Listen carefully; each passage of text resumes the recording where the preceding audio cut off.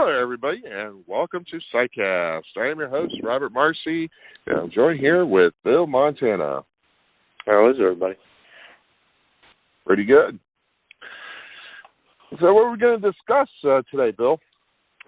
We got all kinds of little nuances to talk about. First, did you have anything on the hot list? I didn't find much this week. No, I couldn't find much. I couldn't find much either. It's all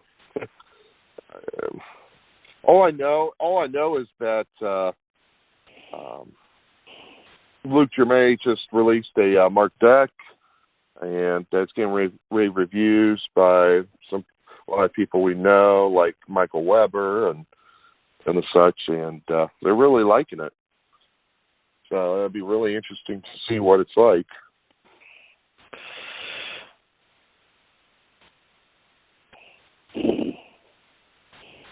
That's good. So that's I saw something on that. Came across the desk, but that was about it. I didn't see too much information on that particular item.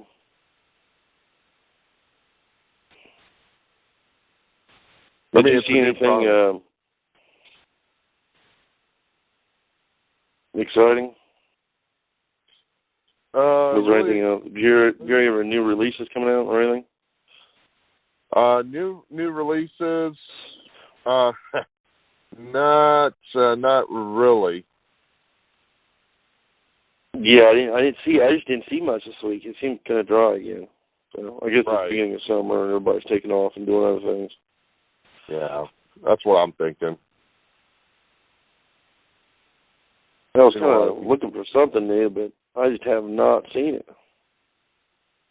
Yeah, nothing that really stood out for me.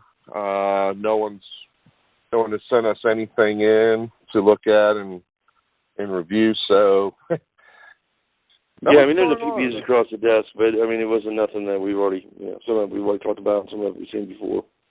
Mhm. And some of it was sent across the desk. Oh, this looks cool. No, wait, no, don't do it. Yeah. Not as cool as it looked. Mm-hmm. Uses an old cheap card gimmick, and I don't want too much money for it, so, Yeah. There's a lot of that going around where this stuff is coming out, acting like it's new, but it's really not that new. If you've been around this game for a while. Mm-hmm. You'll see that some of the new stuff's coming out is like, oh, it's just a redirected card gimmick, and that's this gimmick or that's that gimmick, from Silk Magic applied to coins or something. Yeah. Which is fine, you know what I'm saying? Mhm. But when we're talking about a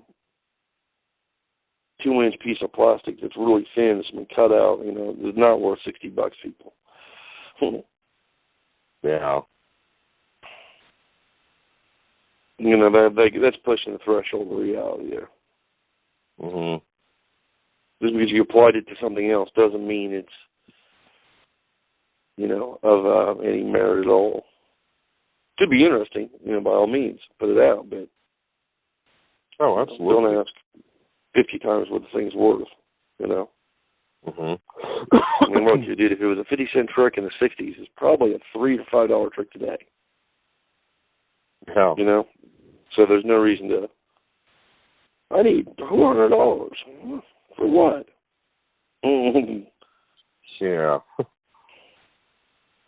I think it's just a little too much. I mean, in my perspective.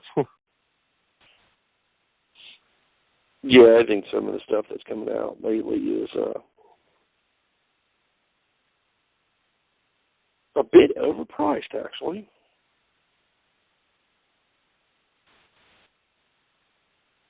I mean, overpriced to a point that there is no justification for it. Mhm. Although we will give a shout out to Ted Karmelovich for releasing his 10-card Miracle, which is finally out on the market. Oh. Yeah. Okay. which has gotten phenomenal reviews, and a lot of people like it.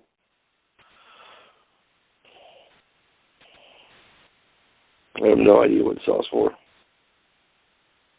Nice. So for those of you who don't know who Ted Karmelovich is, he's the inventor of the mother of all book tests. And there's a few variations he came out with that afterwards. There was a mother of all book tests part 2, and then he came out with the pocketbook edition, which is really nice. So all of them are highly recommended. Yeah, and the pocketbook also has flashback built into it. Yeah. Got Larry Becker's flashback principle built in, which is really nice. And something else, too. I can't remember what it was. There's another one in there, too, that's built into that particular book that's kind of nice. Yeah. Yeah, so I thought we'd go back and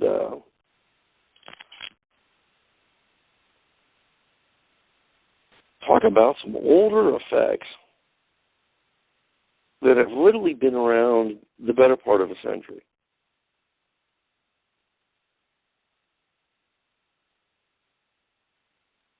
okay. That were, one time,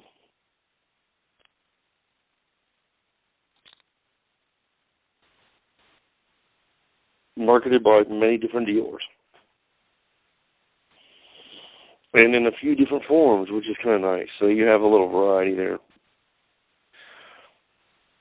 Well, one of the ones I'm thinking about is the imp bottle, IMP bottle.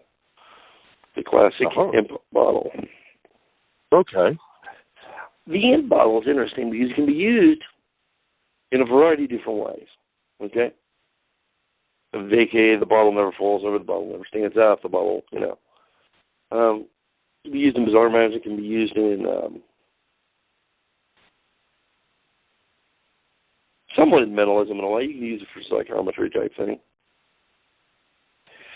If you played it and timed it right, it would look very real. But what's interesting about this little creation is there's a wide variety of them. You remember playing with one when you were younger? Oh, absolutely. Well, so we still have the old cheap ones, the red and white ones from Abbott's, or out of China, or out of India. There were several different makers of those over the years. Uh-huh. And then we have, within that, this is the little plastic ones. There's several different color variations, actually. And people actually collect nothing but in bottles, small collections. There's the red and white's classic. There's a yellow and black. There's red, completely black. There's a blue and white one. It's kind of rare. And a few other oddities of colors like that. Now, sometimes they'll have the blue on the top and the white on the bottom, so much white on the bottom and blue on the, to be reversed. Kind of interesting because there's really I think there's probably at least 30 or 40 different ones that have been made over the years. Now, Viking made a really nice wood one, and they made it in a couple of different styles. They made one that looks like maple or walnut and oak. One with fluting on the edge of the bottom of the bottle looks really good. With a brass top, without a brass top, and one that's solid black. And it's called the Haunted Bottle. Sells for about $60. Now, right now, Stevens Magic Emporium has the version with the wood top, or the wood base, and the brass stopper, haunted. That was interesting. Uh-huh. For several reasons. One, it's a little bigger than your typical, 2-inch imp bottle. It's not much bigger, but a little bigger. But it's also has an extra piece of paper with it, like torn and burned and weird symbols on it. Mm-hmm. Like the magical incantation type thing. Kind of cool. Now, over the years, Viking has actually produced several different types of this particular type of bottle. The one with the brass stopper on it were really, really nice. The wood versions with the stoppers on too are really nice. And I also made a version that didn't have a stopper, as I've seen before. But what's nice about the in bottle is, one, it's a classic of magic. All right? Mm-hmm. That not too many people use anymore. No, you don't see many performers using them. And well, why not? It's a great little piece. Mm-hmm. It's like it's up there with almost up there with Steel Ball and Tube, you know, which would have entered oblivion if it hadn't been for Doc Hilford.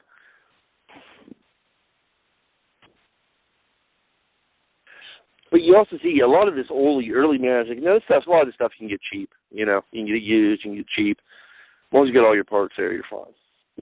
Uh-huh. But the Viking ones really do display well. They look well. They look antique. You get a little extra paper in there. It's kind of cool. The aged idea was a Viking original idea where they took a piece of paper and put like an incantation spell on it. You know, but you can even do that with the cheaper bottles. You know what I'm saying? Right. The Shanti, Chanti, I believe. The Shanti bottle, the one that had a little basket weaved. It looked like a French wine bottle on the line. Mm-hmm. That one's kind of cool out of the 60s. 60s and 70s. You don't see it much anymore. But the original ones came in a little wood case. Like a little packing crate. So like a little wine bottle you pull out. Kind of cool. I always like the look of the Shanti, but I never liked the Shanty, but I never liked the way it was painted. You know, the color scheme was just a little bit off to me, but it looks good. Huh. But so, you know, what I was thinking is, we could talk about, like, you know, in bottles, just really old school stuff that nobody really uses anymore.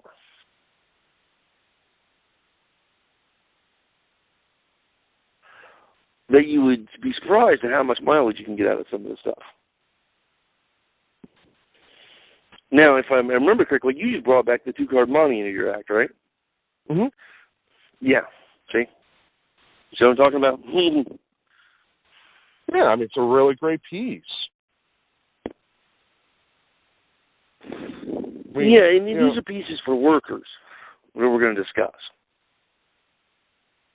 Right, like the 2-card money, and there's several variations of it over the years. The 2-card money is a powerhouse worker. The in-bottle is a really good worker, right? Mm-hmm. Actually, I like the idea of the in-bottle a lot more than I do sponge balls. I hate sponge balls.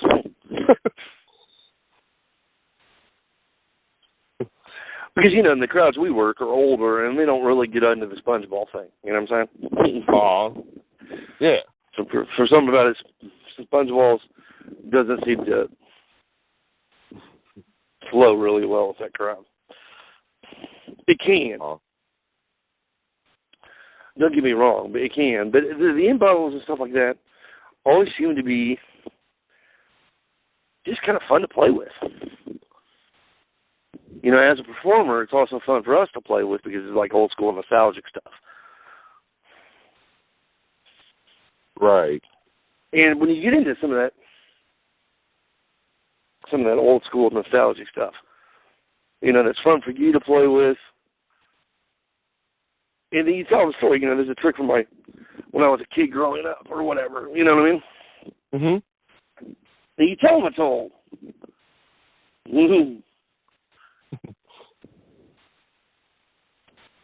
Which usually helps the presentation along.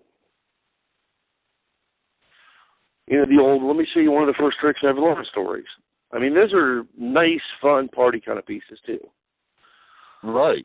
You know, but yeah, they can be worked into a parlor show, they can be worked into close-up.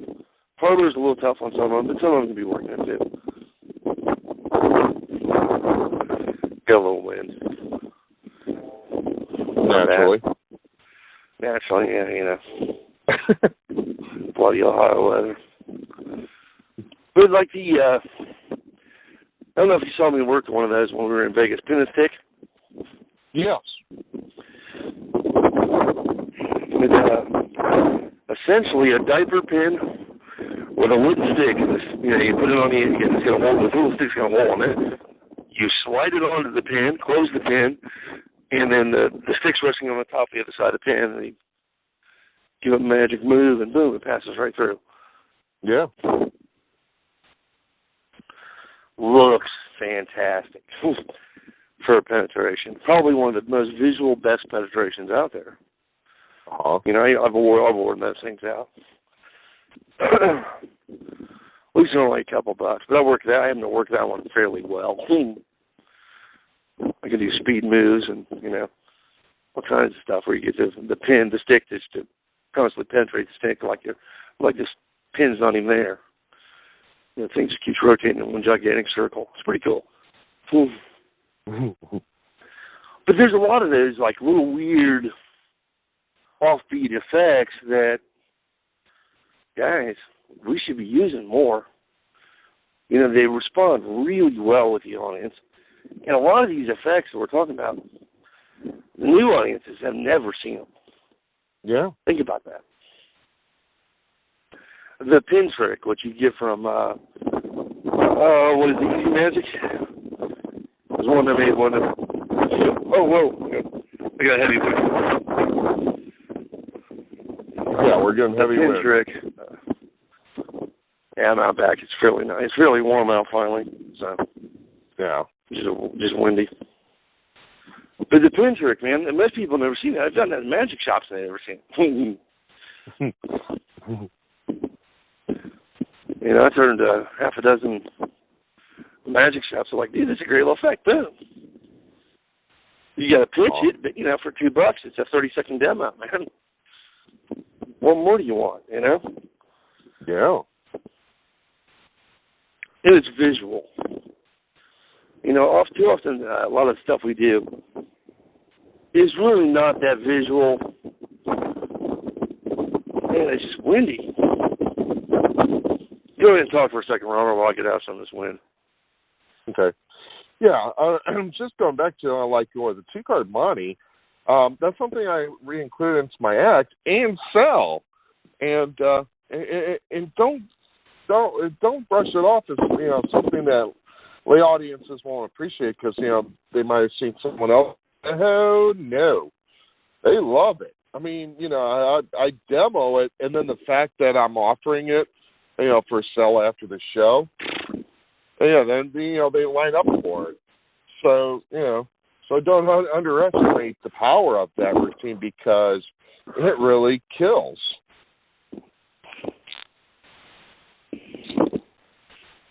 Yeah, it's a good little effect. It really is. It is. And listen, people are like, but you're selling it, you're exposing it. We're not exposing anything, dude. We're selling it. There's a difference.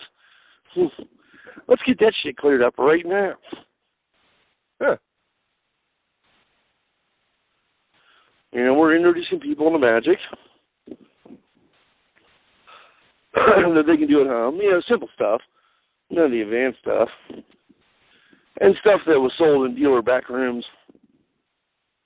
It's sold with dealer back rooms all over the place. It's not like it's not actually in public domain now. I think it is, actually. It's old enough. Yeah. So, because I got yelled at about that once. The guy's like, you're exposing magic. I'm like, shut the fuck up. Exposing nothing, dude. Yeah, exactly. There's a guy that run a little junkie shop, and, he was mad because I was getting more money than he was. Well, you learn how to demo the damn thing, you get money too. Right. God's windy.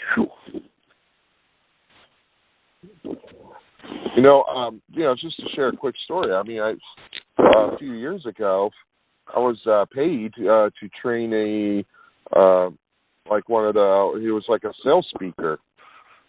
And I trained him in a couple of effects that I made up for him. And 2-card money was one of them.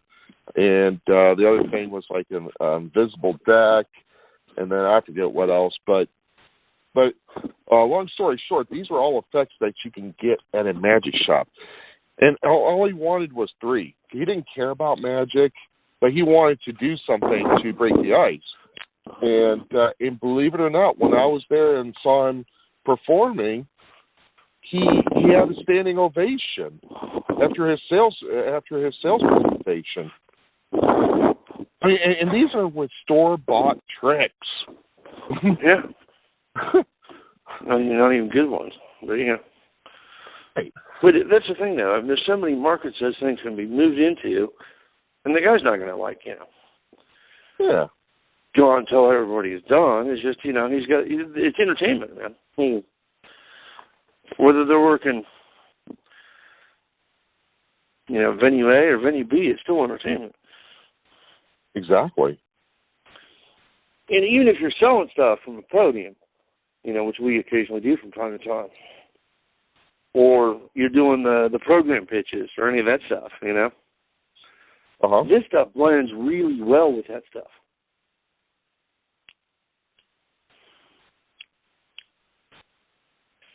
Like the Ring and Spring.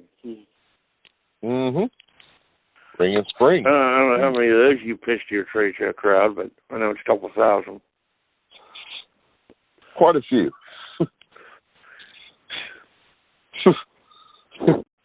Yeah, Diane, quite a few, yeah. Yeah. But I mean, there's all that stuff that's out there that's really, really cool. So the first thing I want you guys to do, if you're still listening to this and you haven't signed off yet, check your junk drawer. Check the magic junk drawers. What do you have in the magic junk drawer? Well, it's hard to say.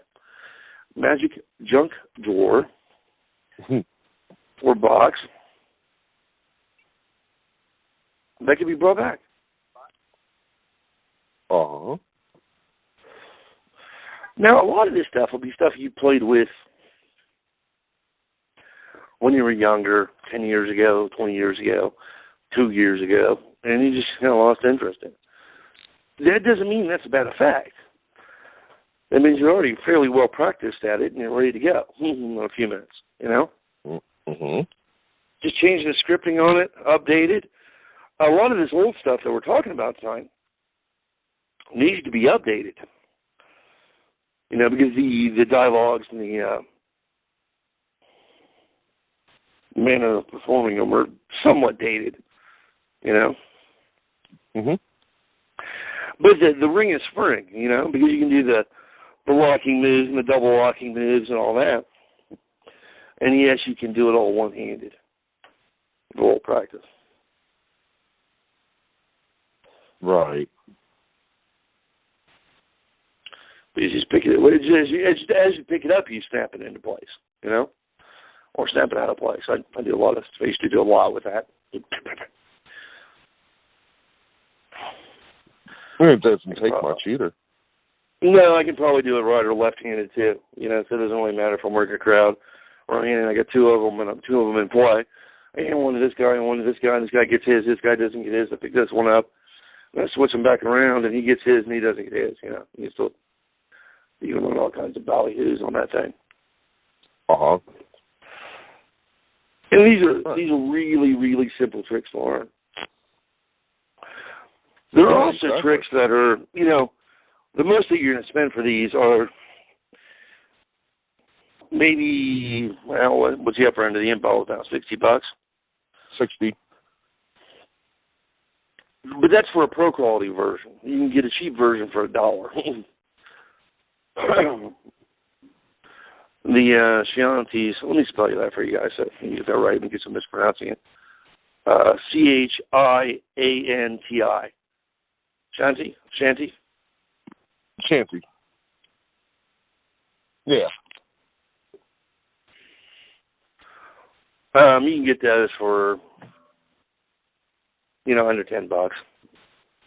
The advantage was a lot of the videos out and stuff's cheap too. Just don't buy it off eBay, anything, He's a key man of some magic up. It's worth $1,000. He's playing games and he's crazy. But just want to throw that out there, you know. Right.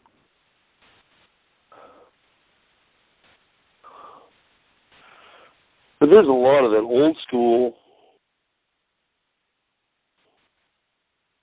stuff that is still available, cheap.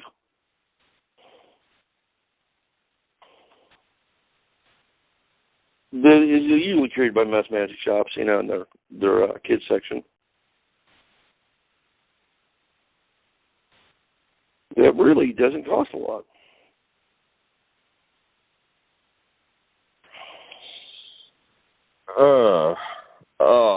I'm sorry to break this, but I figured this is in relation to what we're talking about. I just wanted to let everybody know that I just heard that Paul Diamond just passed away. Paul Diamond? Paul Diamond, yeah. Yeah, this come on the wire? Yeah, this just came through the wire, and he wrote the book, It Takes Guts, Damn It, which is a really simple, short marketing book that he wrote, and it impacted me because it's like, you know, that's kind of like where I started, you know, just going and crashing hotel events. And, yeah, he was 88 years old. That's so sad. Yeah. He had a great egg bag routine, too. Yes, he did. Yes, he did. Paul Diamond has died. Yeah. That's really pretty sad. Another great one gone. Yeah, another great. That's a European great too. Yeah. I mean, it's just fun watching him perform. You know, like when he had his L&L tapes. Yeah, his L&L tapes were good, and everything was good. Yeah. Yeah. I mean, he had that really brash personality, you know. Yeah, a little bit, but he was always playful. He was. Oh yeah, absolutely. It was always good stuff. It's fun to watch too. Yeah. So. And that just came through, so they're spreading the word now. Yeah. Yeah. Kind of sad. Yeah. That stinks.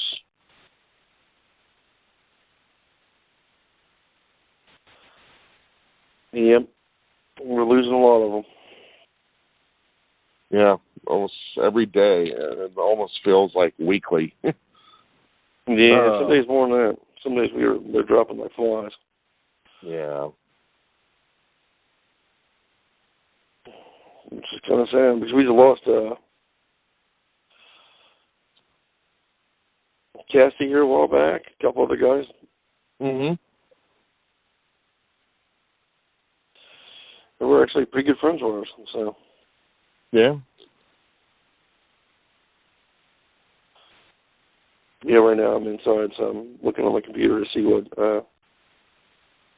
see if they have any old funny stuff available, but not much.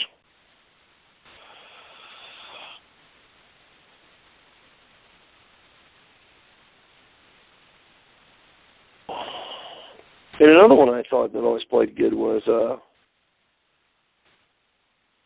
Fast and Loose, the chain. Oh, you know it. Because you can do that with other objects besides the ball chain. I have an early ball chain one, but that thing just kills, man. Yeah. And you can work that again and again and again and again and again. To the same crowd. Mm-hmm. Yeah. And the funny thing is, with that, you can repeat it over and over and over again, and they're just as amazed, like how in the hell, because they can't follow it. Yeah, and then you got the crazy cubes. Remember those? The little black film canister looking things with the red tops. So you have dice. Mhm. You put the dice in the small one. They look at it. They put the lid on it. And they take that and turn it upside down. Put it in the big one. And so it's a canister within a canister, and you already know what it is. Yeah. That's a great little metalist. Well, what they call a metal magic piece now. But at one time that was good metalism, man. Yeah. Before anybody knew the secret to it. Yeah. And then you got the other one. What was the one called? The red caps. Yes, red caps. That was put out by. Who was that put out by? Bob Kohler? Roger Monaco. Yeah. Monaco. The Killer Red Caps. Put out by Bob Kohler. Mhm. A great little metalism piece. And I don't know if they still got any, but they were giving away boxes of those things. They had boxes of those things down at Las Vegas Pro, with the magic shop there. Oh yeah. They were giving those away. That's a $30 effect they were giving away for free. And it's actually a really good $30 effect, actually. Free. So if you guys are in Vegas, stop by the shop. It's free box. See if there's any left. Yeah, grab one while you can, That's a cool piece. I think I got 3 of them. I got a little greedy. I thought, hey, this is... Oh, yeah. Well, it is. It really is. It really is a good little piece. As long as you got proper stage lighting conditions working in your advantage, it's a good little piece. Mhm. And it's pretty hard to tell how that thing works, Yeah. Unless you're at the glimpsing angle, you ain't gonna know nothing. Right. But I think that piece is a great thing. Back to the Ring of Spring, they got something called the Stubborn Ring Magic, and then Spring Coil and Ring. There were several different names of that thing, Uh-huh. They had a couple on eBay for $5. Kind of ridiculous. Get down to your hardware and build your own. Springs $1 and rings maybe 50 cents. Built 2 or 3 of them so you can do multiple people at the same time, Uh-huh. Yeah, there's similar to the Ring and Spring idea was an effect that Richard Osterlin put out, which was called the Industrial Strength Link. And I ordered one. It's pretty darn good. It's kind of like you got like an oversized coil, and then you use a coat hanger. Oh yeah, that was cool. Yeah, I remember seeing that years ago. Mhm. Yeah, like here's one coil and ring from Royal Magic, $1.99 plus shipping. It seems about right. Just buy that at your local magic store if you still got one. It's gonna be a lot cheaper. Yeah. You have to pay the shipping on it. But, it comes with 2 rings and 2 springs. That's all you need. Mhm. Plus, if you get one of those bigger springs, you make bigger versions of that, too, for, like, stage, Right. And that was the whole point behind that, is where you can do it on the largest stage and then people can still see it. You would think to have a spring that was probably 6-7 inches tall and a bigger ring, and it was great. Yeah. We could hand out the small ones and give it to to give the big one. Use the big one myself or something. You had a couple byplays there. Mhm. What was it? Ring on chain, the Ickle Pickle? Was that Ickle Pickle? No. Who was it that put that one out? The one where you drop the ring and it falls onto the chain? Yeah. Hold on. I don't remember who originally put it out, but it's been out a while. Been knocked off 50,000 times. Yeah, you mean the chained Ickle Pickle? Yeah, I thought it was Ickle Pickle. Yeah, you're right. It is Ickle Pickle. But I don't. Yeah, it's just a piece of ball chain, like a ball chain necklace with a ring on it. Yeah, but I don't know who put that out. No, what I'm saying is I think it was first Ickle Pickle, then everybody knocked him off. Mhm. There's really no gaff to it. Right. But he did get knocked off. I think it was Ickle Pickle that got knocked off on that one. But that happens with a lot of the smaller stuff. Now here's an interesting one. You remember the old nail puzzles? Oh yeah. Michael Baker made one called The Devil's Nail. It's a little cardboard box that's painted up with a picture of a devil on it.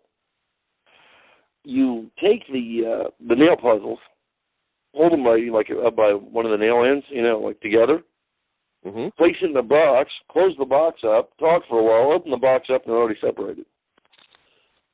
Oh. It's a great piece for spirit work. Wow. He actually made me a wood version of that. It's really, really nice. I don't think he's going to make any more of that, so I think mine's the only one, because they're really difficult to make. Not the nails, the wood box. The wood box is perfect, Because it's old decaled, good big devil decal on the front of it. It's pretty cool. But Michael Baker, you can find Michael Baker. Do you remember what Michael Baker's website is? Michael Baker's website? Yeah. Let me see here. TheMagicCompany.com. Yeah. And if you go down to Craftsman, that'll take you over to Mr. Baker's. Some of Mr. Baker's stuff, I don't see. That's one of them anyway. May not be the Pro Magic Shop, but the Magic Company is one way to get hold of him. Or the shop. There's a link at the bottom, sorry. Online catalog on the next page. There it is. Magic Company /CAT_main.html.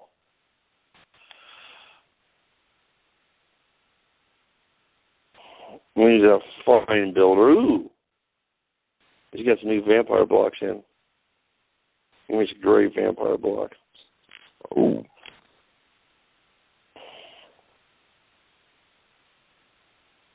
The Crystal Prison of Circia has been made again. Well, it's sold out in my mind. It was one of the Michael Baker masterpieces that he put out, but sold out in like 30 seconds or whatever he goes up. But he also, speaking of Michael Baker, he's a really great builder. We should get him on the show at some time. He makes a great Limcot box. And his Limcot box is, sold out. Okay. $60 if you want to know when it's available. Coin and Ball of Wood, which is probably going to be sold out. Yeah, it's $95. That's a great box, too. His paddles. It's beautiful stuff, man. His finish is real similar to what Aikido was putting out years and years ago. Mhm. Static Shock's a cool one. It's a little match book where the matches actually jump out of the box. Oh. And yeah, there it is. The Devil's Nails. The Devil's Nails. It's $15. It's a little orange painted cardboard box with some nails. They have the wood version, but it's a great effect. Because you need it in spirit work. Uh-huh. You know what I'm saying? Right. You're using like a little box. The idea is sound, though. Kid's toy, little kid's puzzle, puts it together in a box. At the end of the spirit seance, it's opened. It's a great piece. It's a great piece. Michael worked out a really clever hand method of just getting the nails to do what you want them to do without fighting anything. It's really clever, worth every penny. You know what I'm saying? Oh, yeah. And then I had him build me a custom wood one because, it's kind of the way I am. I wanted a couple of nice Michael Baker pieces in the collection. And I got them. What can I say? I got them. So what do you got on this topic?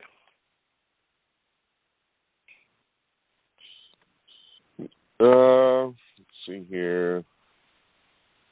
Trying to find.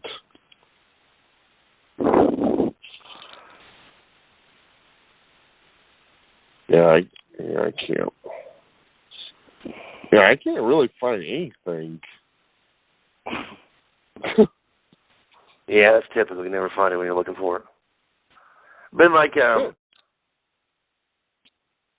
with Princess card trick, I don't think plays as well as the two-card money.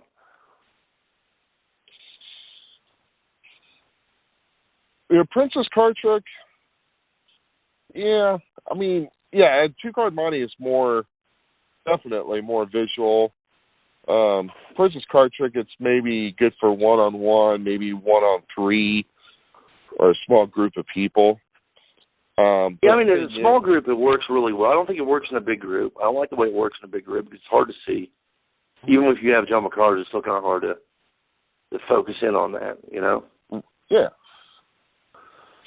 I mean, Copperfield got away with it, but he also has a 70-foot monitor, so it's not the same thing.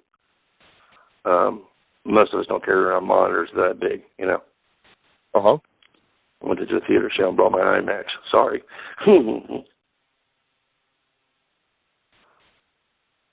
But yeah, I just thought the two-card always played better than the Princess for some reason. Although the Princess was good for small groups, but the two-card seemed to work even better, because I could work it, Uh-huh. And they always find it somewhat amusing and humorous and all that. I mean, there always was something else going on there. And then if you figure out methods to staying clean, you're better off, or as clean as possible, But that thing always seemed to play just really, really well. Really simple, too. Mm-hmm. Yeah. I mean, I've always maintained that the Princess card trick should always be done one-on-one as opposed to, a group of people because it kind of looks really cheesy after the fact that you take one card away and then, it's like, well, whoa, everybody thought the same card. Yeah, it might be good for two people, maybe three's pushing it, but when you get like five people, then it's just, no. Doesn't work. It seems to lose its believability. Right. But one-on-one, it holds up. Exactly. I mean, one-on-one, that trick holds up well because nobody can dispute that. It was there, and now it's gone. So It's obviously you got it right. Now, one-on-one, that looks like real mentalism. When you had two people, if they talk about what card they looked at and there's two cards missing, that's a little weird. Uh-huh. It does. Now, I know you've used it before on a stage, right? What did you do, bring the person up? Yeah. And show the cards only to them? Yeah. Yeah. Pretty much. We'll go out in the crowd and show the cards to one person. Yeah, so there's not this multiple thinking going on. Right, exactly. And then, when I did it on stage, then I just, when I did it on stage, I had the jumbo card version of it. And so that, even then people were able to see it, but I still did it to him or to the spectator. And yeah, they could see the cards, but they weren't told to select a card. Mm-hmm. The audience, yeah. Yeah. And it's like a warm-up effect for something else you're getting ready to do with this participant that's on the stage. Mm-hmm. Because it never made any sense to me to bring them up just for that. Mm. Yeah. But it's like a warm-up to see if your minds are in sync kind of thing. I always thought that was kind of a strong idea, just to hit quick, 15, 20 seconds, done. Yeah. And then go into the longer routine while they're actually on the damn stage. Right. And there's no reason to bring somebody up on stage if they're not going to be on stage for a few minutes. Unlike what we're seeing now. You know, on some of these shows, we're looking at tapes of guys are bringing people on stage for 2-minute routines. Uh-huh. Personally, that routine would go in my trash can. You know, what's the point of that?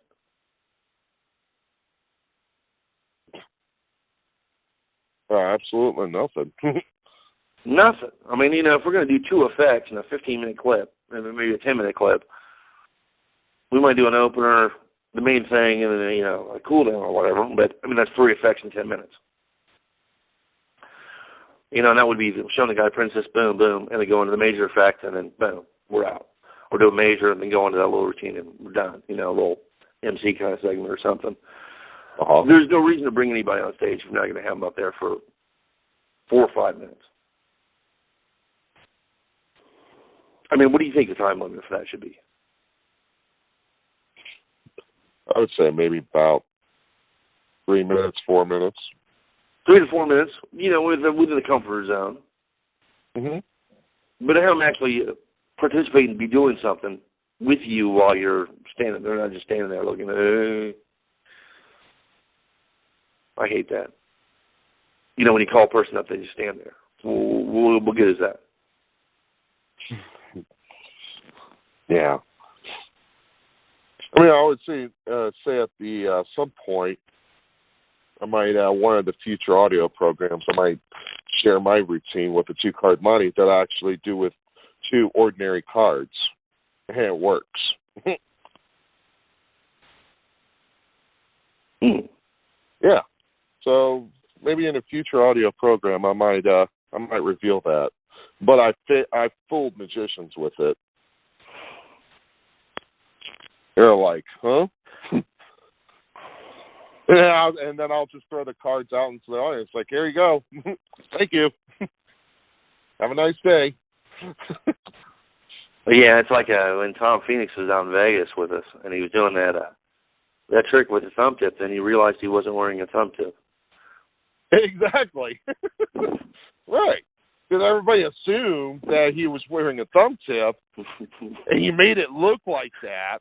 You know, he was kind of like, you know, doing the thumb movements and everything, kind of like you know, just having that thumb tip, and then at the end, he was like, "Guess what?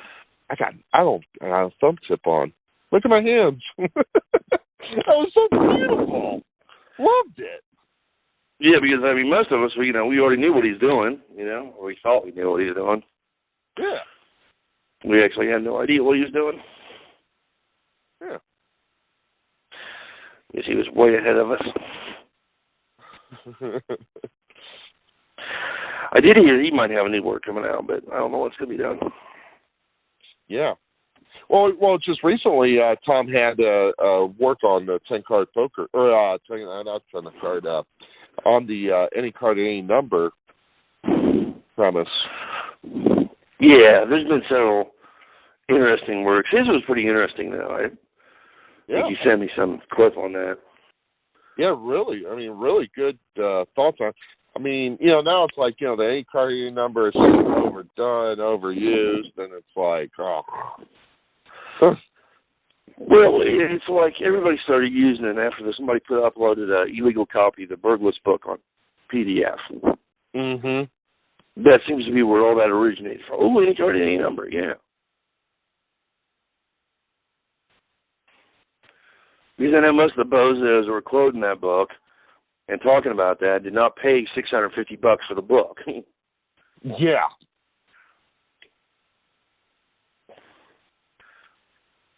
Very, very annoying. Oh, very. I mean, yeah, that's just... It to me, I mean, it's just overdone, overused, and truthfully, some lay people can't follow that. You know, there were exactly. There were times when I did my version of any card, any number. And as impossible as it seems, people are just like, oh, interesting. Yeah. I mean, whatever. What are you gonna do? Actually, Yeah. Michael Baker does have another one I want to mention. Remember the bead mystery? It's the little safety pins with the rubber balls on them. Oh yeah. 3 different colors. You can tell which one it is. Yeah. He has a version that uses 5 pins, 5 colored balls.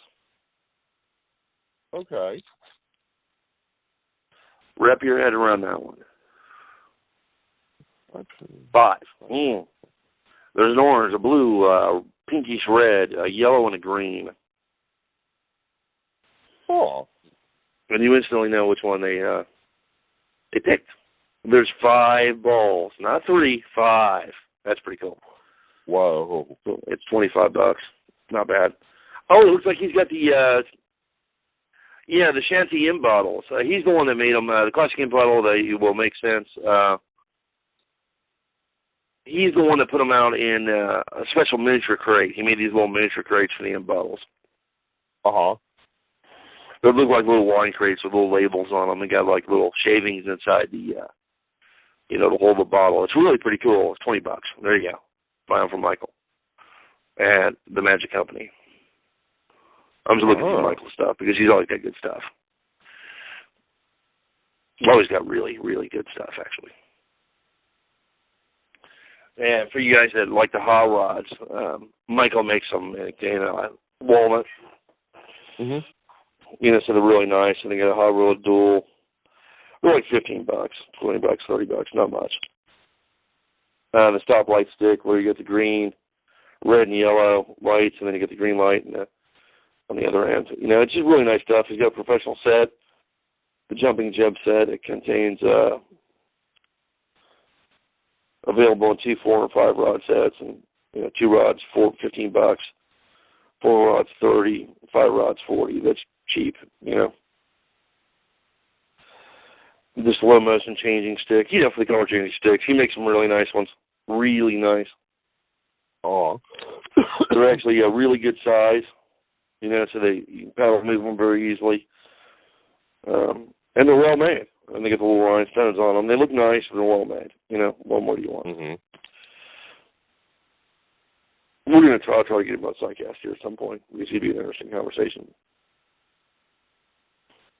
Oh, for sure. Because he builds some outstanding stuff. I'm looking through his back catalog, and most of the stuff sold out.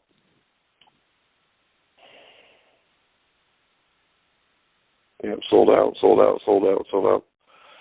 A lot of sold out. You know what I'm saying? A lot of custom, one-of-a-kind stuff that probably took months to build. Probably took even longer to paint. I'm just exploring the site here because it's a pretty cool site. He's a pretty good builder, too. Makes some wands, too, from time to time. Magic wands. A nice proper hand-turned magic wand in exotic woods. So, yeah, if you get a chance, check him out. It's themagiccompany.com. And then just follow the links. You'll see the shop link down there. Click a couple times, you're there. I remember, I know I saw that Chinty with a crate on it. I didn't remember what it was. Must have got it from Michael. But, yeah, there's a bunch of vintage stuff out there that is really pretty cool. And there's a bunch of trash. Uh-huh. There's an immense amount of trash. The Animal Hunter. You remember that one? Yeah. The little green disc with the animals on it? Yeah. Pig, monkey, goat, elephant. See, and they poke a few holes on the other side, and it turns out that's the one. That's a pretty cool piece. Always liked that. I just never liked the way it was made, but in and out boxes. In and out, yep.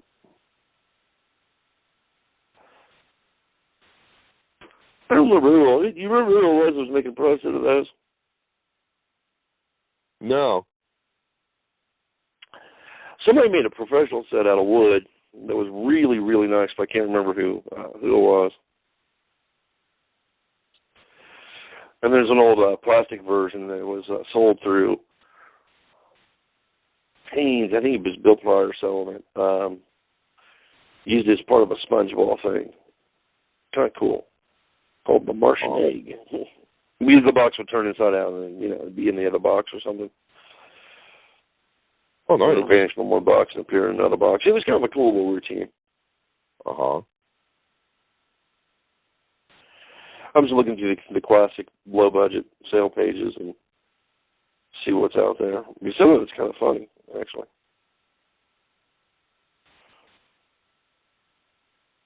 Some of it's bringing back some good memories of stuff I should probably buy again and reuse, Mm-hmm. Because a lot of the stuff we're talking about, oh, that was a great one. Predict the color. Oh, gosh, yeah. With the little chips they stacked up. Woo. Mm-hmm. Killer stuff. That was a great one, man. I used it. I used that one constantly. Because that was easy. That was easy, no-brainer mentalism, Uh-huh. We always like those little chips where they're always doing something, like the dominoes, and they're doing something. Uh-huh. Because, well, they're all fussing with the dominoes. And, you'd have other people involved in that color stack, too, like two people at the same time. If you explain to them how you want to stack, you just throw them on the table, and both of them stack them up and put them together, and you know which it is. Kind of a fun little thing. Mm-hmm. The vase of Allah. The new prayer vase was always a good one. In brass only. Never use it not in brass. And let me give one for the seance workers. You remember the rattlesnake eggs? What was that? The rattlesnake eggs. The joke, the little piece of wired metal that was bent up and. Yeah. Yeah, the flat. Okay. If you set that right, you can use that as a seance noise gimmick in a dark seance. They won't know what it is. Good tip. It'll be like just a strange sound, but you don't overly set it so it's like, you know what I'm saying? You only get a just like like a shorter burst. Mm-hmm. But the thing's pretty easy to trigger too when it's inside your pocket, Oh yeah.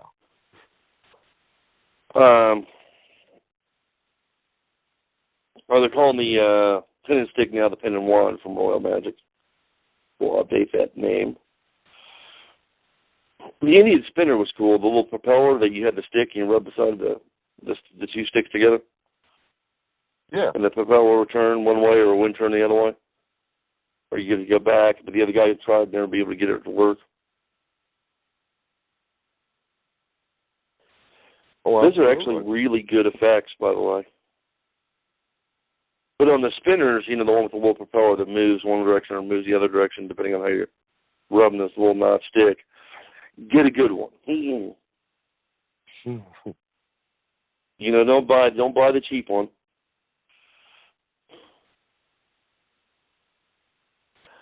Oh wow, that's something I haven't seen in years. The Jimmy stick. Oh, you made that. Okay. The one where you can you get a little stick, it's a little curved like question mark or check mark looking thing. You stick it on the tip of your finger and you balance like belts and all kinds of weird stuff on it. That's actually pretty cool. Looks like somebody made that one out of wood. That's pretty hot. Back in can't read it, but it looks like it came from 1980 or something. That's pretty cool. Yeah. I haven't seen one of those in 3 decades.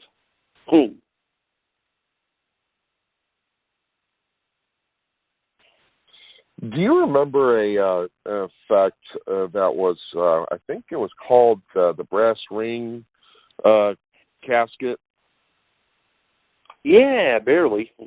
Oh, my gosh. I used that a lot. I mean, especially when I started out. I had that effect with me all the time. I mean, imagine that, a mentalist doing magic. But it was such a cool thing because essentially what goes on is you borrow someone's ring or any kind of small object, and then you make it disappear. I don't care how you made it disappear. Then you bring out this brass thing, okay, this circular brass casket, and then you put it onto the table. And then you have them unscrew the lid, and it's like, it's got so many threads, it takes a while to unscrew it. And then yeah, there was a couple of those. There's an original one that came out of Mexico or South America that had two brass cylinders. One had a real loose thread, and one had a real slow thread. Yeah. But there was originally came out of Mexico, so I made them brass with the little rhinestones on top. Mhm. Yeah, you could use that for magic. You could use it for mentalism. You could use it for a couple different things. Right, and the premise that I came up with at the time was like, let me show you an effect in teleportation, like how it's possible to teleport something into another object. And I'd borrow someone's ring, but the problem is you always want to get the good ones. You don't want to use the crappy. I'll tell you why, because I've heard of a performer who bought one of the cheaper knockoffs, and they borrowed a finger ring. It was a wedding ring. And it damaged it. Okay. Yeah, you always want to use the better ones and have them put it.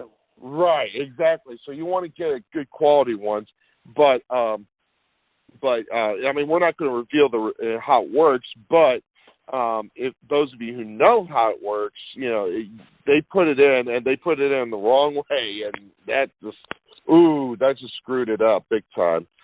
You go with the space in there if you're going to do that kind of thing. Yeah, you got to be careful with that. The other one's color vision. The little box with the cube with different colors on it. Yep. That's still a worker, man. Still a worker. Oh, yeah. The Mason subtlety on that, Bob came up with his own subtlety, worked it out with Arturo back in the early 70s, I think. Mm-hmm. Was do everything with the box. You hand them the cube. You raise the box over your head and then have them reach up and put the color in the box, or put the thing in the box. You know what I'm saying? Uh-huh. So you're holding the color cube box over your head while you're turned around or whatever. So they got to reach up and put it in. Right. Right. Because when you bring it down, you're already set when the lid's on it. Yeah. Then put the lid on, and then boom, you already set, because everything's up so high, you got lots of time for misdirection. So really pretty good subtlety.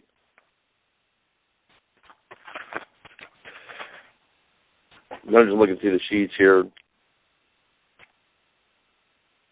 couple old magic catalogs and stuff.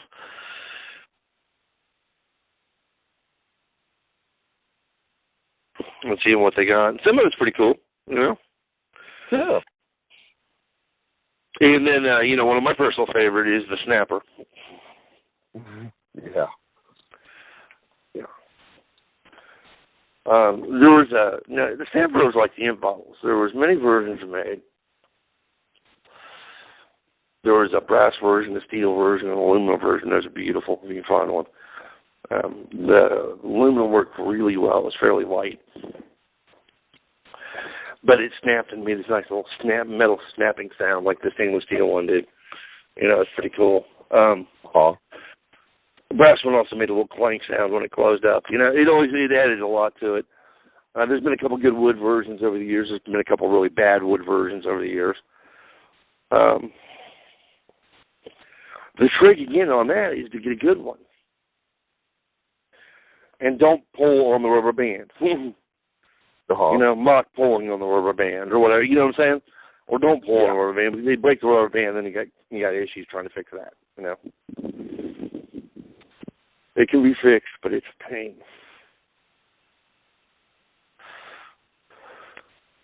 As long as and after a while the rubber bands will dry out. They'll dry out from age, and then then you either got to figure out how to replace the rubber band or just get a new one. It's just. Yeah, exactly. So keep your snappers in a nice, cool environment and last a little longer.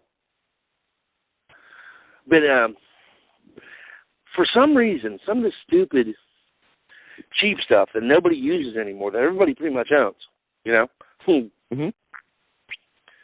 I get a lot of mileage out of that. Because when you think about it, you can do like puzzle sets, right? Uh-huh. Ring and spring, snapper, the little spinner, the one who rubbed the stick on it. The thing spins around one way or the other way. Fast and loose, that can be all combined into a set. You know, like little con games and show games and stuff, or whatever you want to do. Oh, yeah. Fast and loose, because it was an old carnival game. There's an interesting premise on that alone. You could play that as a psychic carnival game.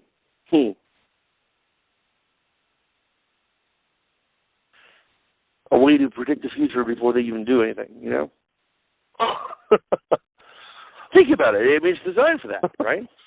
If your finger's in this hole, it'll walk around. If it's in this hole, it'll stick, you know? Mm-hmm. But I can say, the chain will stick to your finger, and the chain will stick to your finger. Right. Before they make the decision. I mean, there's a lot of potential on that one. And even at that, they still won't be able to figure out how you did it. You know? They never will be able to figure out how you actually worked the chain, man. Although they might find some stuff on YouTube if they search really, really hard, but yeah. I mean, I've used that one for all kinds of stuff, man. Because mine's big enough, like it's a metal one, but it's like Mardi Gras bead size, you know, or a little smaller than that. But you can wear it as a necklace, so you always have it, you know, around your neck or something, or you can use it with mallet prayer beads or whatever you want to do. You know, because that was just a cool routine, you know. But it's one of those routines that you can work again and again and again and again. Right. So, like everything we talked about on this episode is old school workers. And a lot of these things we talked about do have applications in mentalism, although it is a little bit obscured. Maybe in fringe mentalism, you know what I'm saying? Like the spinner, the long stick with the little propeller and the other stick you rub on it. Build up your psychic energy. And it moves. Here, try that. No, you don't have any psychic energy stick. See? You see what I'm saying? So it really just comes down to a matter of context and how you use them.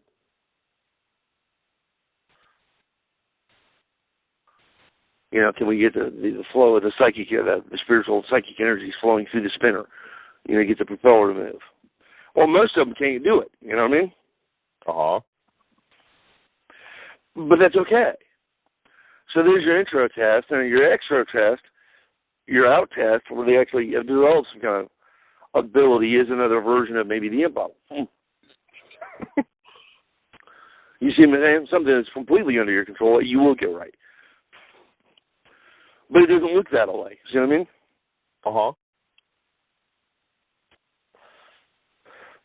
Snappers can be used in meditation lectures.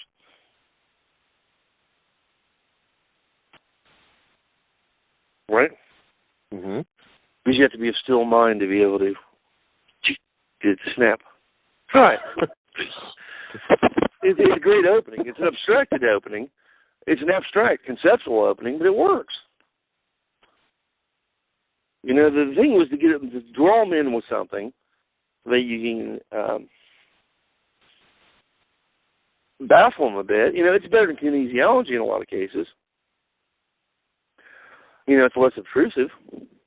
Same principle applied. More or less. Although the snapper you could get caught with, you know. Depends on what crowd you're working.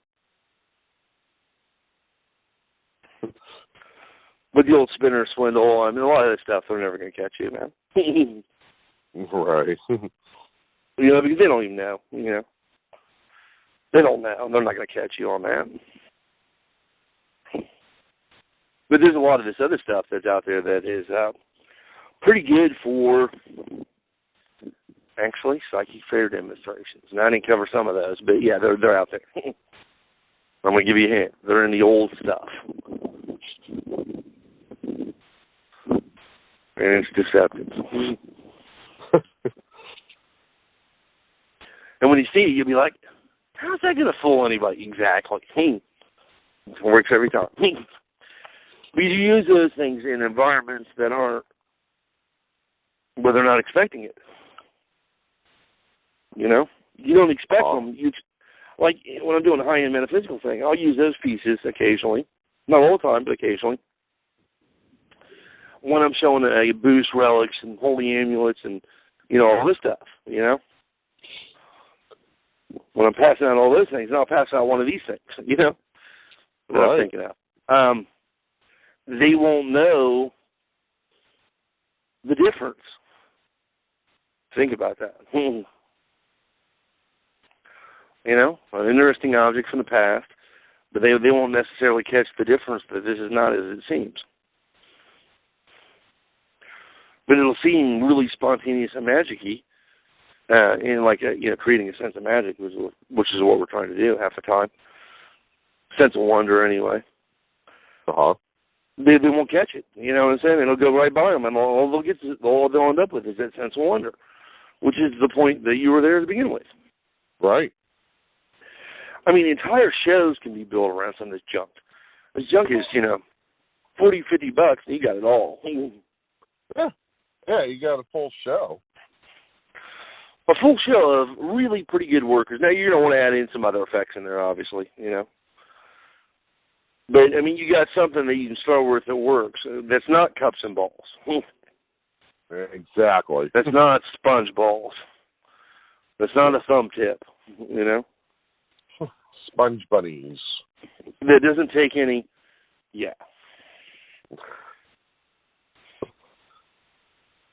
Or that doesn't really take any skill.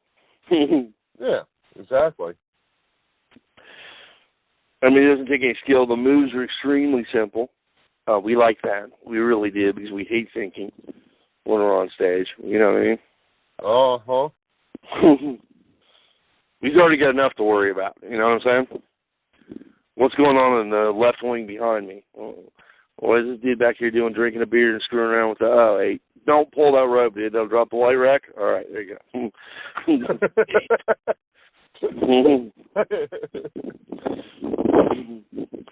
That lever pulls with a backdrop. Don't touch it. Yeah, that changes the backdrop and makes sure. No, don't pull that one. No. And destroying 1910 original background. Idiots.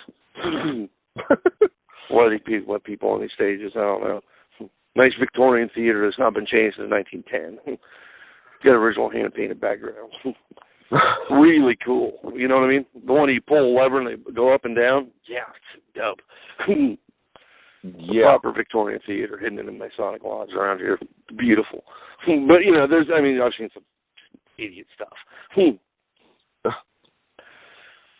the past. But, there's a lot of that stuff that, God, I'd kill to work that theater again, Get me on that stage, baby. This stage is way too cool. Just start taking photos, man. This is a great stage. It's fascinating. It's all old school, man. 100 years old. Still used and still in original condition. It's beautiful. In a beautiful mahogany room. You couldn't build a room these days for under $1 million. That's how much mahogany is in the room. It's gorgeous. But that's what I'm saying, though. There's all kinds of, early small stuff that I think plays really well in a lot of these smaller gigs. Because let's look back a few years, right? Man, the size of everybody's crowd's gone down. Right. You look at a lot of these rock bands, dude. The rock bands that used to pull, 50,000 at a venue, and now getting 2,000 or 3,000.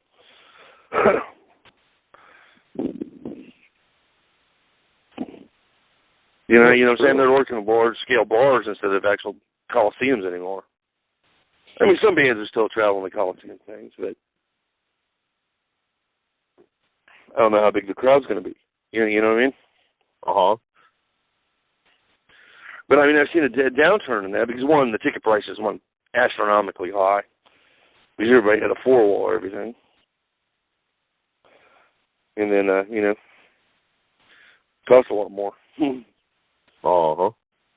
Back when the, promoters ran the venues on percentages and all that, they could do big rock shows. But now, the whole market's changed. Everybody's like, hey, you got to pay. Mm-hmm. You got to pay up front. Okay. There's another $200,000. Yeah, $200,000 during a venue. That's lovely. Yeah, so the market's changed around, but there's also a bunch of new venues opening up, a lot of the black box theaters, the small box theaters that are opening around the country. And more of those are actually closing, so that's good, Uh-huh. Now, some of them are proprietary to a particular style of comedy, like, some of them are improv only, some of them are, other things. And they'll do 1 to 2 shows a month or something. And get fairly good-sized crowds, 50 to 100 people, have to pay the rent and keep going, Right. But a lot of the black boxes aren't doing it for cash. They're just doing it to keep the venue open and keep the art forms alive, which I think is pretty cool. But, in some of those smaller theater venues, because what you have is actually a classic platform stage. You have a classic platform show, a parlor show, in most cases, but it's not done in a living room. It's done in an actual theater venue with a little bit more space, which is lovely. Which is absolutely lovely if you have a little bit more space to work. But then you got, the consideration of advertising and all that, but whatever. You're going to have that anyway, most of the time. But those are the types of things where you can go in and work your own, create a concept show. Test it at a small venue before you decide to take it on the road. Those are fun shows to create, though. They also teach you a lot.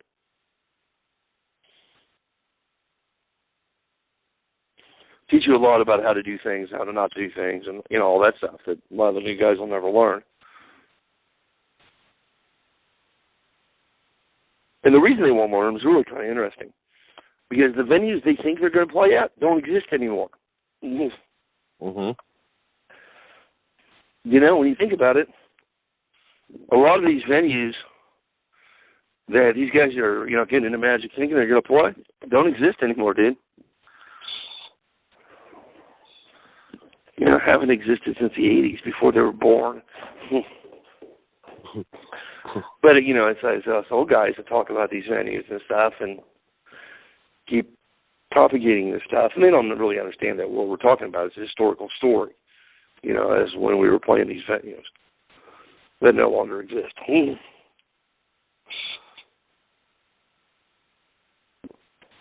mean, they may come back one day, but, for the moment, I got to say they're pretty much gone. Yeah. Man, will you agree? Oh, absolutely. I mean, even if you looked at, and I hate to say it, look at dinner theater.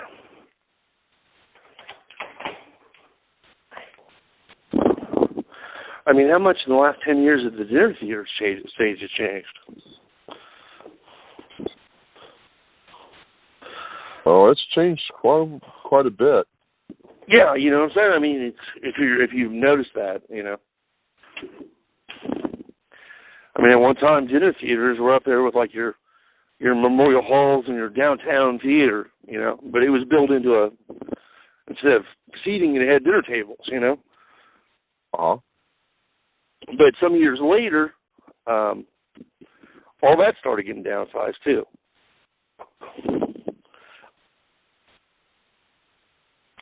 Now, some of them still exist, but most of the really big dinner theaters closed.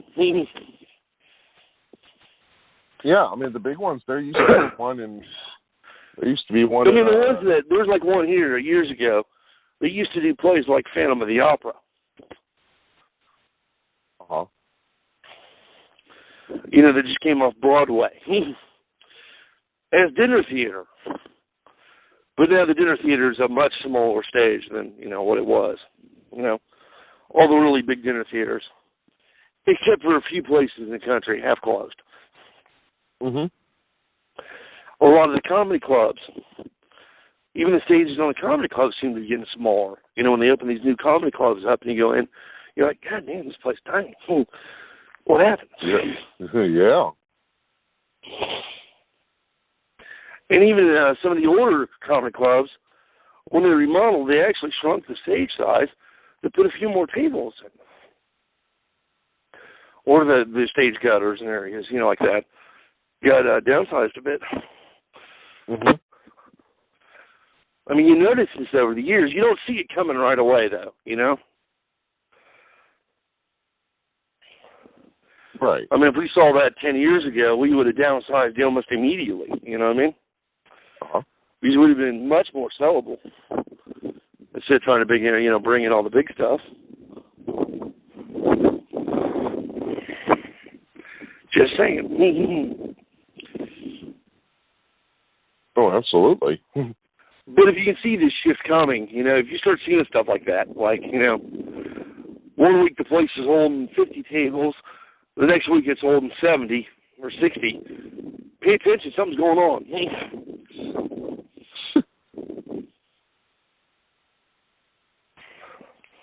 You know, these weren't put out because this is a bigger guy or anything, you know. No, this is actually a smaller act. There's just more tables. Mhm. Or, you know, there's other things that are getting moved around, and, you know, you start seeing some little stuff, you know, first. It's because they're, you know, like the bar got bigger suddenly, you know what I mean? Mhm. Right. Like the bar area's now got 20% more space. Well, that means people going there drinking more, not really catching the show, so you gotta pay attention to that. Because you start missing that kind of stuff, and it's going to cost you. Because you'll build the big stage show, and guess what? There's no stages. That's nice. That's expensive. Yeah. That's an expensive mistake. You know, even up here at Kings Island, they used to have a big theater that guys played the stage on, you know? Most of that's closed. Except for maybe 1 or 2 times a year. You see what I'm saying? No, this is the theater in the park, not the one that's not Timberwolf. It's outside the park, the one that's actually in the park. There's a little blue building over the club. Closed. No shows. You know, where you go and sit with your family or whatever, watch the jugglers and the novelty acts. The vaudeville stuff. Nope. Done.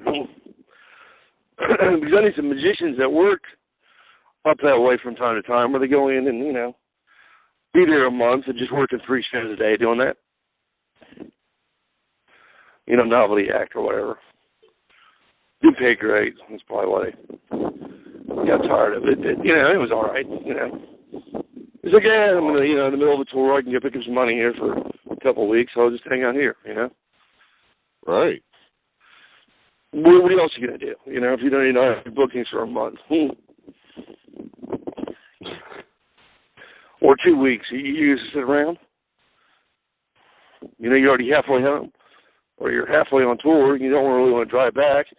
Then drive back out halfway. That's just going to waste time. And money. Could be a 2 or 3 day drive, you know, depending on where you're at. If you're coming out of California, by the time you get to Ohio, you're what, 2 days in? 2, yeah. 2, 3. You know, you don't really have time to drive out, stay for a few days, and then drive back, you know. Because you can't really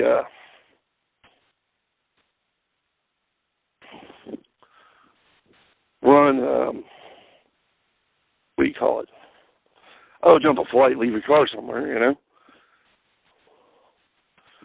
Because most of these venues today we're driving to, you know, within 1,000 miles or something. Just because it's cheaper to drive than it is to pay. What was the last flight we took? $500. You know what I'm saying? Right. I mean, if I can drive there in a day, I'll pretty much drive it. You know, 2-3 day drive one way, we may grab a plane. Just because it cuts into our goofing off time. But, you know, within the day drive, 8 hours, 9 hours, 10 hours, drive it. It's going to save you a ton of money. Well, yeah. Unless you get the client paying the bill on it, you know what I mean? Yeah. But most of them are so cheap these days, I mean, they pay for flights, or you're lucky to get a hotel then.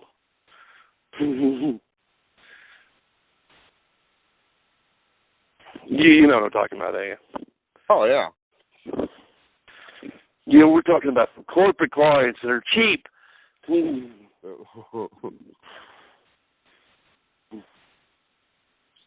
Guy's company made $200 million last year and they can't pay for a hotel room. Come on. That's cheap, dude.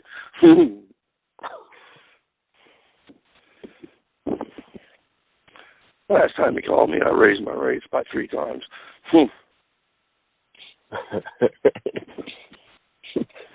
you don't want to pay for a hotel room. I'm sorry, dude. It's going to cost you an extra $40,000. Oh, yeah. Because, you know, I got to rent a car, I got to rent, you know, get a hotel room there, I got to get, you know, all this other stuff. That's going to be an extra 40 G's. Sorry. No, I'm not the cheapest person on the planet anymore. Too bad. So sad. Have a nice day.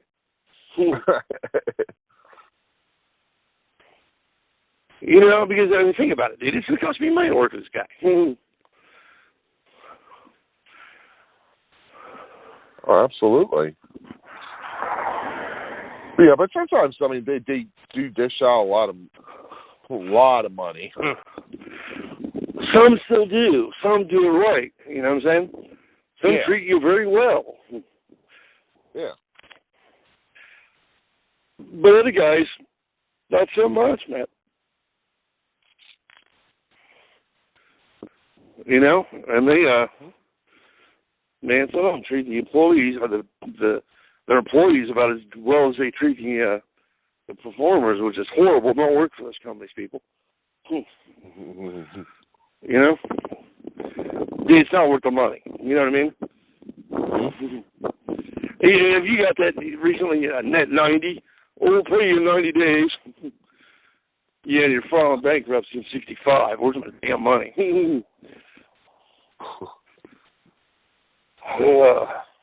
Bloody hell. But this is what I'm talking about. A lot of these venues that we used to work all the time don't exist anymore. Mm-hmm. They just don't exist. Right. Which is good in a way, because the whole new scene of venues is going to open up. I'm walking to the convenience store.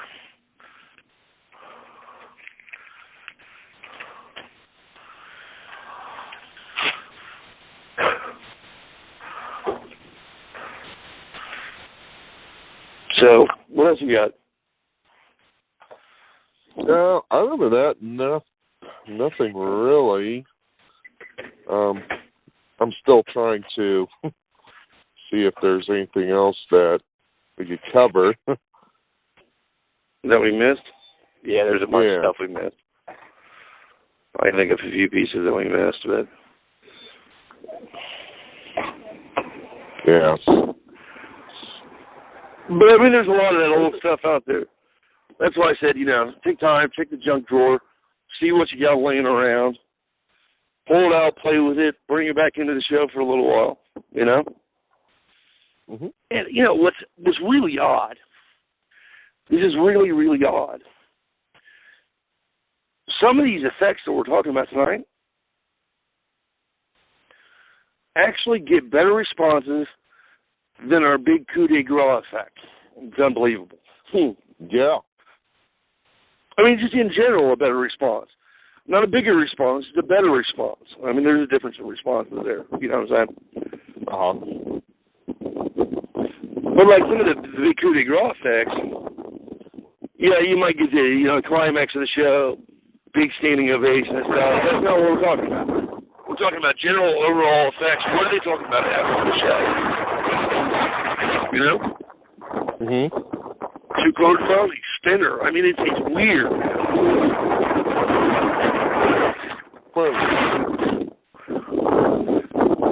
You know? The thing of the psychic pathology thing was really kind of weird. I like that. What is that thing, 150 years old? Yeah. Published in Lehman's at least in 1880. I mean, it's, and that was a bucket list publisher. It probably goes back to the days of Lyndhurst and those guys from the 1830s or 1840s or earlier. Probably earlier. Probably even goes back farther than that. But that's what I'm saying, though. A lot of those effects that you see, you don't really recognize them as how great they are until you start playing around with something that's like, well, I'm going to say it, antique stuff. Mm-hmm. Some of the stuff that everybody else is going, oh, that's all dated. Well, you know why they said that? Because they don't own it. They don't use it. Yeah. Just because something's outdated doesn't mean it doesn't work. It can't be effective. Well, yes, it can. Yeah, it can be effective and you can kill it. Like so old it's new. That's usually the good comment, but a lot of those guys are like, well, no, that's no good because you don't use the hand pinching or the chin pinching or the oh, Jesus, man, what do we need to do? 70 lights on one effect? I mean, that's ridiculous. Yeah. I don't have the patience or the time to do any of that, really. Yeah, exactly. I mean, like when I was watching the Mike Gallo and Michael Lowenstein videos with David Roth, the New York Coin Symposium. Mm-hmm. A lot of their stuff is, 2 moves, 3 moves, tops. I mean, some of the best stuff on the tape was one very simple move. Done perfectly, but it was this one little simple move. Complete misdirection, done. You don't even catch it because it's so simple. You know what I mean? Mm-hmm. You just literally changed the position of the palm, palm to finger palm. And that was it, finger palm. But real simple, not even a good finger palm. It's like, take the coin away. You don't have to do anything, folks. But it looked great, man.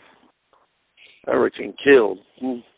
Yeah, that's all they need. That's what I'm talking about. It was just old school stuff. And I think that came out of, one piece I'm thinking about came out of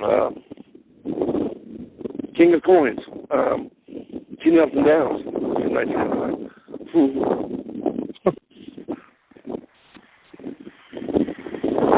It's a great effect. Yeah. I mean, you're reading the book, it doesn't make any sense. You know what I mean? Uh-huh. I mean, it does. Yeah, the coin does this thing, and that. But it doesn't really hit home with you until later when you look back at it and you're like, or you see somebody actually do it, and you're like, oh, wow. And that's what I'm going to tell you. That's the stuff to look for. Right? Stuff that was written up that seems, I got a little wind, that seems latte, kind of boring, doesn't really make a lot of sense. Just something that you would normally just skip right over, Because your modern sensibilities say, that's stuff you need to reread. That's stuff you need to study, pick up the props, do it a couple times, and see what kind of reaction they get. Because you'll find a lot of times that's the stuff that kills them. Yeah. Because it was so poorly written the first time, right? The only guy that did it was the original author. Everybody else ignored it completely.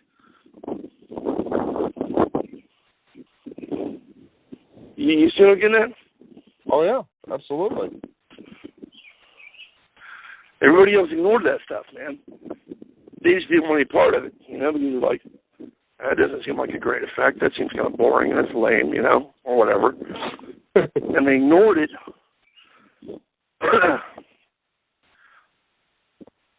And then,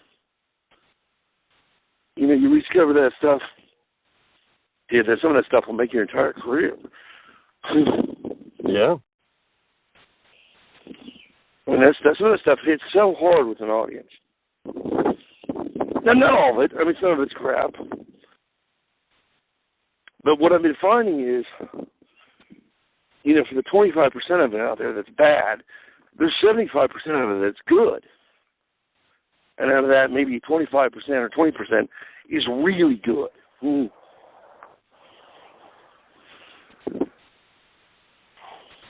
Not bad. And then a few percent of it is just astronomical. It's like, this gimmick's great. Why did nobody see this? You know, because they don't want to read anything old. Because the language is written and it's kind of odd, you know. But yeah, that's the stuff. That's how you find it. Yep, there it is. Drop down, go to the old books. I mean old books, 100 plus. You know, this is 2017. Find a book written before 1917. And not Hoffman. Everybody's read Hoffman. Go to the other stuff. Go to the bucket list publishers, Magic and Puzzles. You know, there's some great stuff in those books. You know, just simple stuff, really. But some of it is so extraordinary that you really can't help but want to play with it, you know? And the first time you run through those effects, run through them now, I'm not saying do it for other people, right? Mm-hmm. But learn the effect in its original context. I know that's going to be hard for some of you because some of the powder is terrible. But you have to learn it in its original context and understand the original context to be able to properly modify it or to be able to update it. You see what I'm getting at? Right. So once you learn it from the old context, its original format, like maybe that's, you know, antiquarian, I mean really like Victorian kind of format.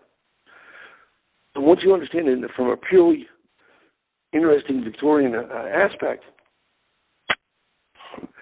really easy to update because you have the foundations. It's like with,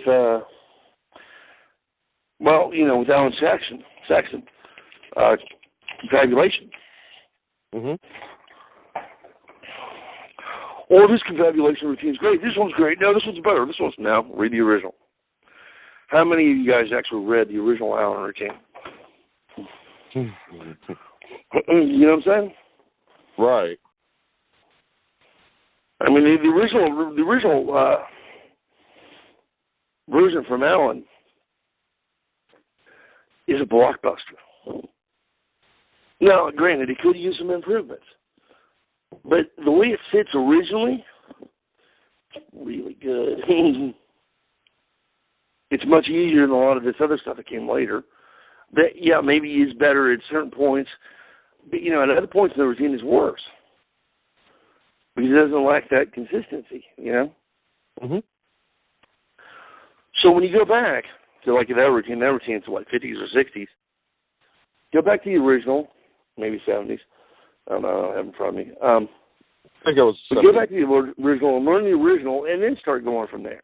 Don't start with, like, the newest, you know, idiot on the planet put out a confabulation routine that everybody's talking about. Well, great, but, you know, without the original context, you really don't understand it. You don't understand the impact that routine had. Now, I'm not saying that some of this old stuff can be, you know, use some updating and some improvements. I'm sure it can. You know what I'm saying? Uh-huh. But there's a context within all this early stuff.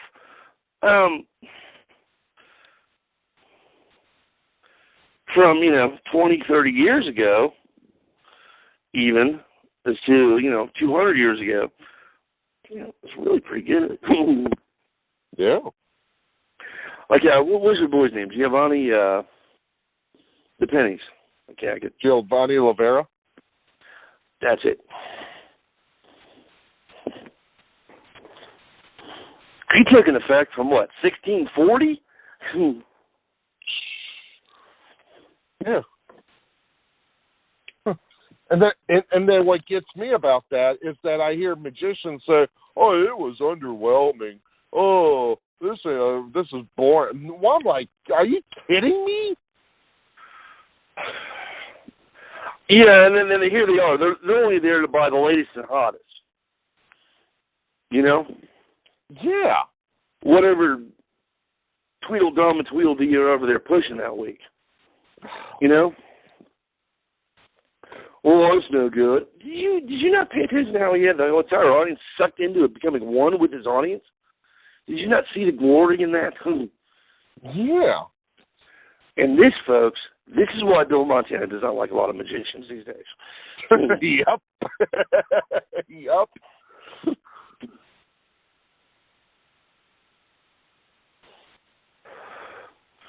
There is a connection that when you make it with an audience, it really is a moment that exists within itself. And there's nothing like it on the planet. But you have to get into that connection that creates that connection, man. Because once that's there, dude, it's unstoppable. There's a moment where, yes, you're performing, they're performing. There's this interplay where the performer's a spectator, the spectator's a performer, and it's just beautiful, New guys, well, that's no good. What?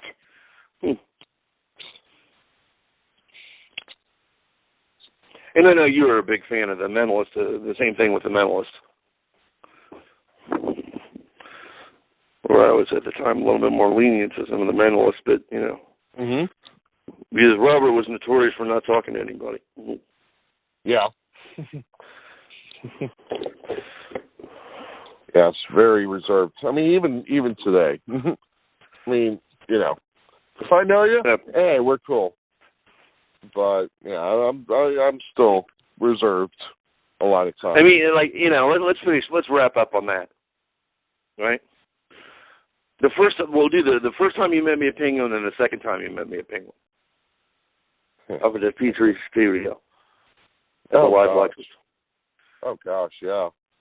So the first time I saw Bill, and I believe it was I think it might have been the Ted Karmelovich. What was the first time that I saw you? Who was lecturing? And I've been to a few of them up there. They kind of blur together. But there was Ted Karmelovich.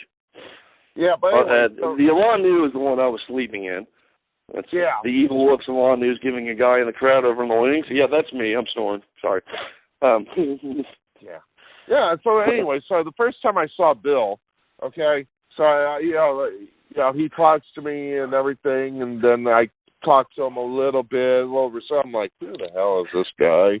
Yeah, we were outside at. I was hanging out with Jacob up there, and we were outside the venue there in the front. Right, yeah. I went outside of the door and everything, get some fresh air, and then here comes Bill, and he starts talking to me. I'm like, oh, here we go. No, another magician trying to pick my brain. Please leave me alone. Get out of here, please. Just get the hell out of here. And then you left and went and drove back to Cleveland or whatever, or your area up north. Yeah, Akron. And then the next time was at Osterlin Cassidy? No, the next time, oh, man, I'm having a brain fart, like who was lecturing. He was a mentalist, I know that. Kennedy? Yeah. No, you know what? I think the second time might have been Ted Karmelovich. Might have been Ted. Was Ted before Kennedy or after Ted? I don't know. I've been to some. Who knows? I'm in a crowd at a few of them. You didn't see my... Yeah. So anyway, I'm talking to Jacob. You guys know Jacob. He's in the Penguin lectures a lot. And so I'm talking to him, and then he tells me about Bill Montana. I'm like, yeah. I know Bill Mine. Yeah, he's got some really good stuff. Man, I wish I could pick his brain. And he's like, well, he's here. I'm like, huh? What? Yeah, and then I hear you. Wait, that's Bill Montana. I'm taking a piss in the back. Yeah, I know. I'm like, wait a minute, that's Bill Montana? No. And then I'm in the restroom taking a leak, and I'm like, got him. There he is. And I'm like, oh, hell no. You know, I was like, it was just that moment of revelation. And it's like, that guy who I thought was picking my brain and acting like just like a ordinary magician. I'm like, no way, that's him. and then that's where we started, and then just took off from there. Yeah, I mean, it was interesting though, because when I recognized you, I saw you, and I was like, trade show performer. Yep. Because who else is going to show up Penguin to 6:30 on a Sunday wearing a $3,000 suit and about $1,200 pair of shoes? Yep. Yeah. I'm like, this guy's trade show. This guy's... And I was right. Yeah, you were. The other guy was just wearing a pair of jeans, ripped jeans or something that day, and a T-shirt, or not a T-shirt, but a long-sleeve shirt. Yeah. Yeah, jeans and shirt. And but when Jacob told me, I'm like, oh, that's the big revelation right there. I'm like, that guy? Oh, it was hilarious.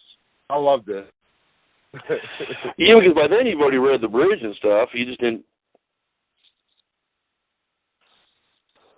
And then you came out of the bathroom. You came out of the bathroom and you approached me, and you're like, "Yeah, I'm Bill Montana. Let's go talk." Loved it.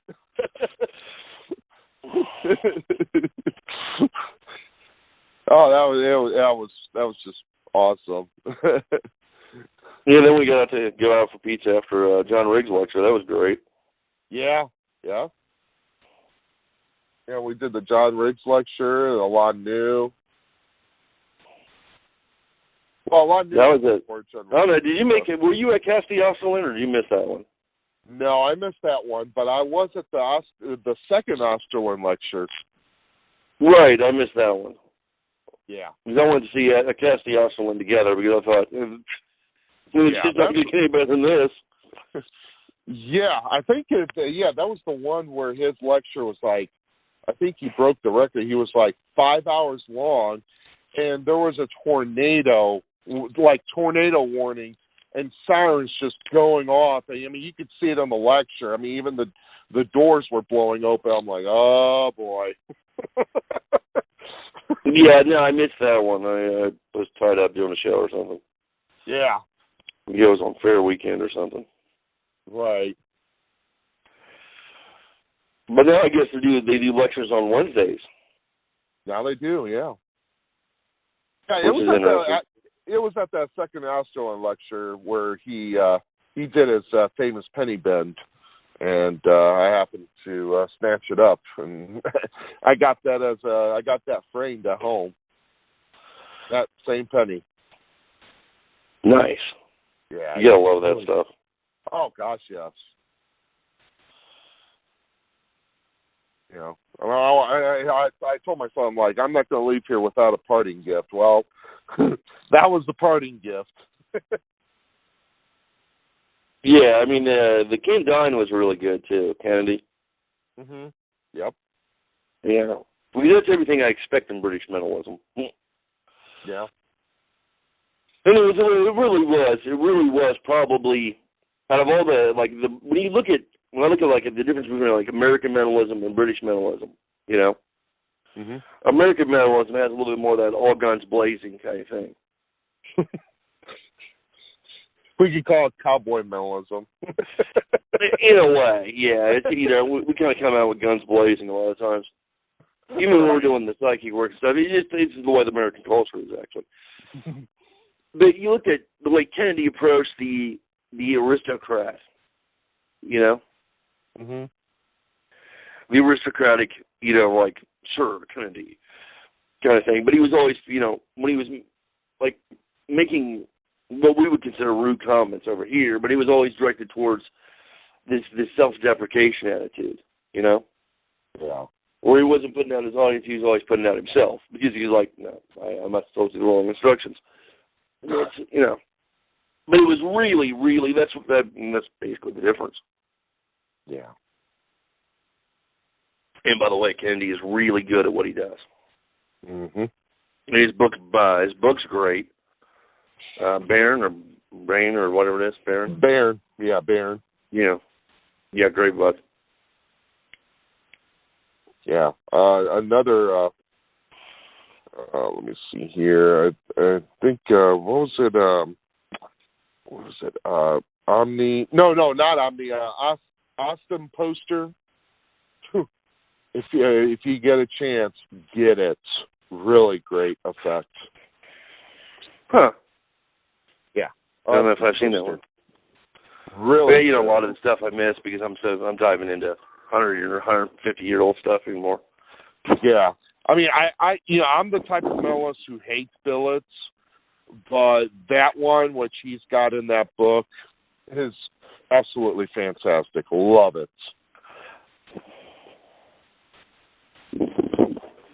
So definitely. Yeah, I mean, that's, you know, some of that stuff is just so odd, you know.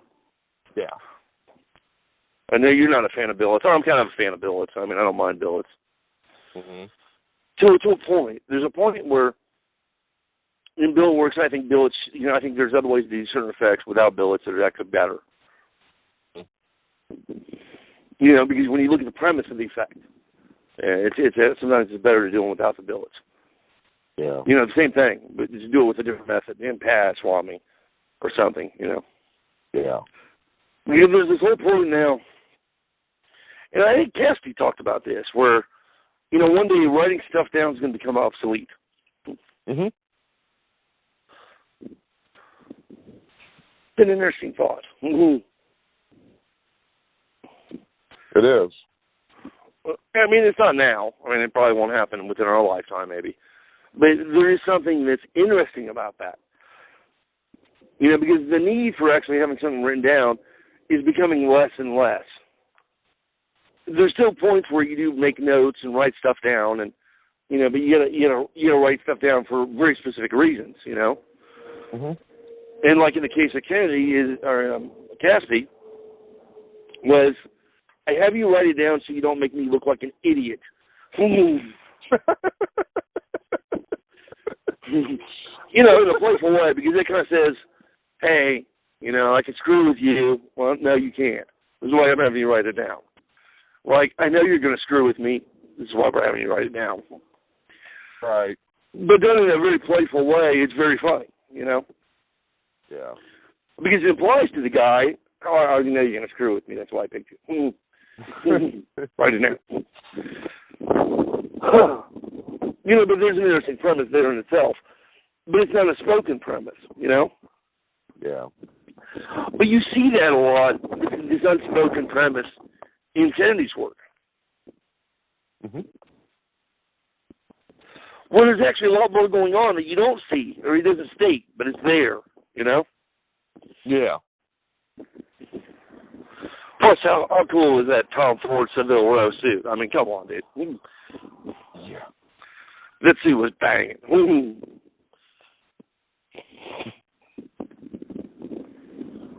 For those of you who don't know, Kennedy had that suit made of Tom Ford at Seville Row. It was tailored.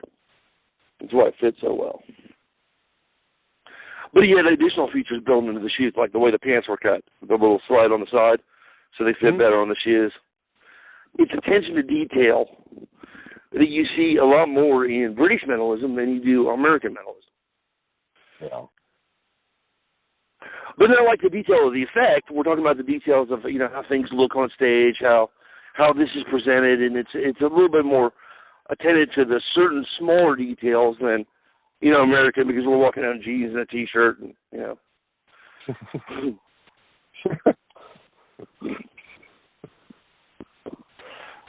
We got a 6-shooter on our side going, you're going to love this show. No, really, you're going to love this show. Touch my gun. You know what I'm saying? Yeah.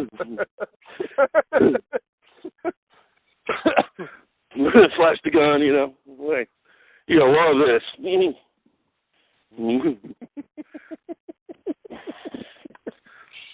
Psychomentalism, yeah, you'll love this show. He's carrying a T-45 strapped there and a 454 in his back, yep. God damn, this fellow is armed. Hey, it's a rough crowd. It's a rough town. You work this dump. And we work some rough gigs, man. Woo! Oh, yeah. Oh, bloody hell. Some of the towns are shady. You know, it's weird because you're like in some towns like, well, like Chicago. You know, you work in the Drake circuit for a convention or something, you know? Mm-hmm. 5-star hotel, beautiful. 2 blocks away, there's 5 murders a day. What the hell? Yeah.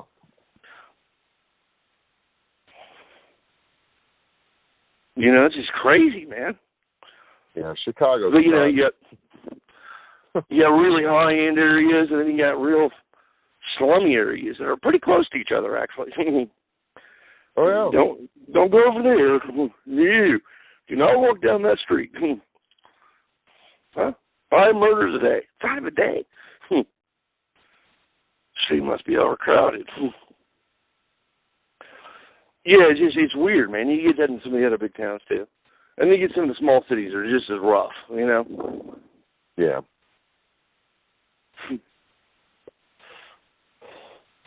Or the only good foods at the bowling alley or the bingo parlor. It's true. There's a couple towns in Arkansas, baby. If it's bingo night, oh, please, just go to eat. You know what I'm saying? Yeah. Best food in town. The rest of it's not so pretty. The rest of it's really quite bad. The coffee's terrible. Yeah, so now I, pack a few extra supplies, like coffee pots, Right. Real coffee. Some of those towns, man, are horrible coffee. God damn, that shit was bad. I got to drink this for a week? Oh, God, Christ. Rough. But this is fun. Yeah. We should probably wrap it up. Okay.